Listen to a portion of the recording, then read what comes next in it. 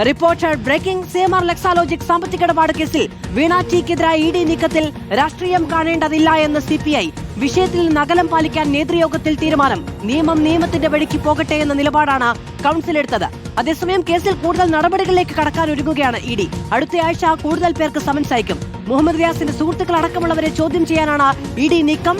വീണ ദുബായിലേക്ക് 85 ലക്ഷം രൂപ കൈമാറിയതിലും മുഹമ്മദ് റിയാസിന്റെ സുഹൃത്തുക്കളുമായുള്ള സാമ്പത്തിക ഇടപാടുകളിലും ഇഡി വിവരങ്ങൾ ശേഖരിച്ചിട്ടുണ്ട്. റാഹിസ് റഷീദും എസ് എസ് വിവരങ്ങളുമായി ചേരുകയാണ്. ആദ്യം റാഹിസിലേക്കാണ്. റാഹിസ്, സിപിഐയുടെ സംസ്ഥാന സെക്രട്ടറി തന്നെ വളരെ വ്യക്തമായി പറഞ്ഞിരിക്കുന്നു, പാർട്ടി വേറെ കച്ചവടം വേറെ എന്നുള്ളത്. അപ്പൊ ആ നിലപാട് നേതൃയോഗത്തിലും അംഗീകരിക്കപ്പെടുകയാണ്. യാതൊരു രാഷ്ട്രീയ പ്രതിരോധത്തിലും സിപിഐ ഇല്ല. മധു, രാഷ്ട്രീയ പ്രതിരോധത്തിന് സിപിഐ ഇല്ല എന്ന് മാത്രമല്ല, ഇതിന് പിന്നിൽ രാഷ്ട്രീയമുണ്ട് എന്ന് നമ്മൾ കരുതേണ്ടതുമില്ല എന്നതാണ് സിപിഐയുടെ 3 ദിവസമായി ചേർന്ന സംസ്ഥാന സെക്രട്ടേറിയറ്റ്, എക്സിക്യൂട്ടീവ്, സംസ്ഥാന കൗൺസിൽ എന്നീ യോഗങ്ങളിൽ പൊതുവായ ഒരു തീരുമാനമായി തന്നെ എടുത്തിരിക്കുന്നത്. അതായത് സിപിഐഎം ഇത് കൃത്യമായ രാഷ്ട്രീയ വേട്ടയാണ്.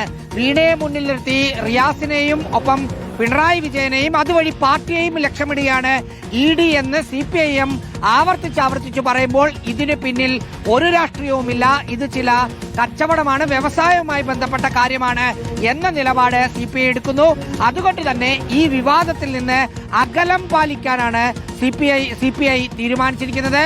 ഇതിൽ ഇവരെ ആരെയും ന്യായീകരിച്ച് ഒരു അഭിപ്രായം നേതാക്കൾ പറയേണ്ട കാര്യമില്ല എന്നൊരു നിലപാടും കൂടി 2 ദിവസമായി ഇന്നലെയും മിനിഞ്ഞാന്നുമായി നടന്ന സിപിഐയുടെ നേതൃയോഗം എത്തിയിട്ടുണ്ട്. ഈ വിഷയത്തിൽ ഇതിനകം തന്നെ പ്രതിരോധത്തിലാണ് സിപിഐഎം ഉള്ളത്. അതിന് പിന്നാലെയാണ് പാർട്ടി മുന്നണിയിലെ രണ്ടാമത്തെ കക്ഷി കൂടി സിപിഎം പറയുന്ന രാഷ്ട്രീയമാണ് പിന്നിലെന്ന വാദം പൂർണ്ണമായും തള്ളുന്നത്. ഇതിൽ രാഷ്ട്രീയമില്ല എന്ന് പറയുന്നു. അതുകൊണ്ട് തന്നെ ഇടതു മുന്നണി എന്ന നിലയിൽ രാഷ്ട്രീയ പ്രതിരോധം തീർക്കേണ്ട ഒരു വിഷയമല്ല ഇത് എന്നതാണ് സിപിഐയുടെ തീരുമാനം. ശരി, എസ് എസ് ശരൺ കൂടി വിവരങ്ങളുമായി ചേരുകയാണ്. ശരൺ, ഈ 2 റെയ്ഡുകളുമായി ബന്ധപ്പെട്ട് അതിനുശേഷം ഇറക്കിയ വാർത്താക്കുറിപ്പാണ് ഈ വിവാദങ്ങളുടെയൊക്കെ പുതിയ തുടക്കം എന്ന് പറയുന്നത്. അന്വേഷണം മുന്നോട്ട് കൊണ്ടുപോകാൻ തന്നെയാണ് ഇഡി ഒരുങ്ങുന്നത്. കൂടുതൽ ചോദ്യം ചെയ്യലുകൾ ഉണ്ടാകും എന്നതു തന്നെയാണ് വിവരം.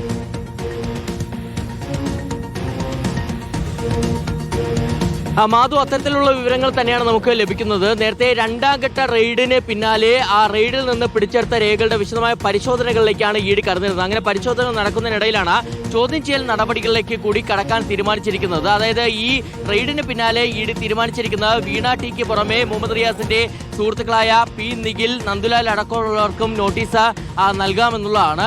അത് ഒരുപക്ഷെ അടുത്തയാഴ്ച തന്നെ സമൻസ് അയച്ചേക്കുമെന്നുള്ള സൂചന കൂടിയാണ് നമുക്ക് ലഭിക്കുന്നത്. ഓണത്തിന് ശേഷം ചോദ്യം ചെയ്യൽ മതിയെന്നാണ് തീരുമാനിച്ചിരിക്കുന്നത്. എന്നാൽ സമൻസ് അയക്കുന്നത് ഓണസമയത്തായാലും കുഴപ്പമില്ല എന്നുള്ള ഒരു നിലപാടിലേക്കാണ് ഇഡി എത്തിയിരിക്കുന്നത്. ഇതിൽ പ്രധാനപ്പെട്ട കാര്യം വീണയെ തന്നെ ഫോക്കസ് ചെയ്തുള്ള വലിയ അന്വേഷണമാണ് ഇപ്പോൾ നടന്നുകൊണ്ടിരിക്കുന്നത്. വീണയുടെ ഡയറിയിൽ നിന്ന് ശേഖരിച്ച വിവരങ്ങൾ, ലഭിച്ച വിവരങ്ങളൊക്കെ തന്നെ കൂടുതൽ അന്വേഷണത്തിന് വിധേയമായി മാറുന്നുണ്ട്. അതിൽ തന്നെ ഏറ്റവും പ്രധാനപ്പെട്ട കാര്യം വിദേശത്തേക്ക് ദുബായിലേക്ക് 85 ലക്ഷം കൈമാറി എന്നുള്ളതാണ്. ആർക്ക് വേണ്ടിയാണ്, എന്തിനു വേണ്ടിയാണെന്നുള്ളതിലെ വ്യക്തത വരുത്തുള്ള പരിശോധനകൾ നടക്കുന്നു. ഒപ്പം തന്നെയാണ് മുഹമ്മദ് റിയാസിന്റെ സുഹൃത്തുക്കളുമായിട്ടുള്ള സാമ്പത്തിക ഇടപാടുകൾ വീണയ്ക്ക് മറ്റ് കമ്പനികളിൽ, അതായത് കൂടുതൽ കമ്പനികളിൽ പങ്കാളിത്തമുണ്ടോ എന്നുള്ള കാര്യത്തിലും ഇഡിക്ക് ഉറപ്പുവരുത്തേണ്ടതുണ്ട്. നേരത്തെ ലേക്കർ ഇന്ത്യ കോർപ്പ് എന്നുള്ള കമ്പനിയിൽ 10 ലക്ഷത്തിന്റെ നിക്ഷേപമുണ്ടെന്നുള്ളത് കണ്ടെത്തിയിരുന്നതാണ്. അതിന് പുറമെയാണ് മുഹമ്മദ് റിയാസിന്റെ സുഹൃത്തുക്കളുടെ കമ്പനികളിൽ ഇത്തരത്തിൽ വീണയ്ക്ക് നിക്ഷേപമുണ്ടെന്നുള്ള സംശയം, അതിൽ ഉറപ്പുവരുത്താനുള്ള പരിശോധനകൾ ഇഡിയുടെ ഭാഗത്തുനിന്ന് തുടരുന്നത്. എന്തായാലും ഇനിയുള്ള ദിവസങ്ങൾ വളരെ നിർണായകമാണ്.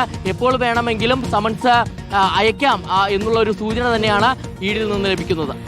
എസ് എസ് ശരണാണ് വിവരങ്ങൾ നൽകിയത്. ഒപ്പം റാഹിസ് റഷീദും സിപിഐ പ്രതിരോധിക്കാനില്ല എന്നത് വ്യക്തമാക്കിയിട്ടുണ്ട്. രാഷ്ട്രീയം കാണേണ്ടതേയില്ല എന്നുള്ളതാണ് സിപിഐയുടെ നിലപാട്. അതിനിടയിൽ ഇഡി അന്വേഷണവുമായി മുന്നോട്ട്. വീണ ടിക്കെതിരായ ഇഡി നടപടിയിൽ മുഖ്യമന്ത്രി വി.ഡി. സതീശന് ദുരൂഹമായ മൗനമെന്ന് ബി.ജെ.പി. നേതാവ് കെ. സുരേന്ദ്രൻ.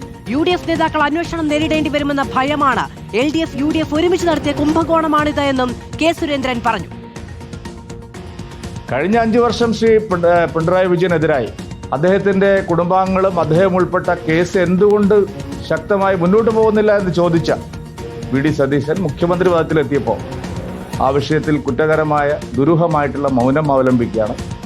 അതിനുള്ള കാരണം ഈ കേസ് ശരിയായ നിലയിൽ മുമ്പോട്ട് പോയാൽ പിണറായി വിജയനും കുടുംബാംഗങ്ങളും മാത്രമല്ല യു.ഡി.എഫിലെ പല പ്രമുഖരായിട്ടുള്ള നേതാക്കൾക്കും ഇതിൻ്റെ ഭാഗമായിട്ട് അന്വേഷണത്തെ നേരിടേണ്ടി വരും.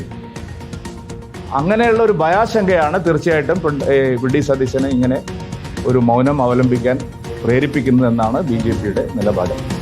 LDFും UDFും ചേർന്ന് നടത്തിയ ഒരു കുംഭകോണമാണ് യഥാർത്ഥത്തിൽ കരിമണൽ കേസുമായി ബന്ധപ്പെട്ട് ഉയർന്നു വന്നിരിക്കുന്നത്. അന്വേഷണം നടക്കുന്നതിനിടയിൽ മുഖ്യമന്ത്രി എന്ന നിലയിൽ താനൊരു അഭിപ്രായം പറയുന്നത് ഔചിത്യമല്ല എന്നുള്ളതായിരുന്നു ഇന്നലെ മുഖ്യമന്ത്രിയുടെ പ്രതികരണം. അത് മൗനമാണ് എന്നതാണ് ഇപ്പോൾ BJPയുടെ ആരോപണം.